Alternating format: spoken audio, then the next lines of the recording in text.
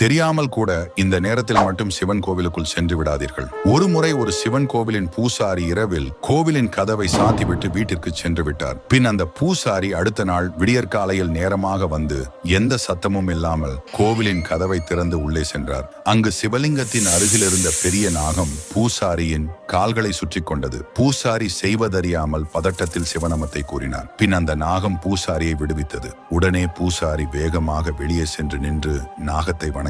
உடனே நாகம் சிவலிங்கத்தின் பின்னால் சென்றது. பூசாரி மனதை தைரியப்படுத்திக் கொண்டு உள்ளே சென்று பார்த்தார். ஆனால் அந்த நாகம் அங்கு இல்லை. அப்போதுதான் அந்த பூசாரி உணர்ந்தார், நாகத்தின் வடிவில் இருந்தது சிவபெருமான் என்று. அதனால் தான் சிவன் கோவிலின் கதவை திறக்கும் போது சங்குகள் ஊதி மத்தளங்கள் வாசித்து மந்திரங்களை கூறிய பின் 3 முறை கதவை தட்டிய பின் தான் கதவை திறப்பார். ஏனெனில் உள்ளே சிவன் எந்த ரூபத்தில் கூட இருப்பார். சிவனின் மீது நம்பிக்கை உள்ளவர் வீடியோவை சப்ஸ்கிரைப் செய்து கொள்ளுங்கள்.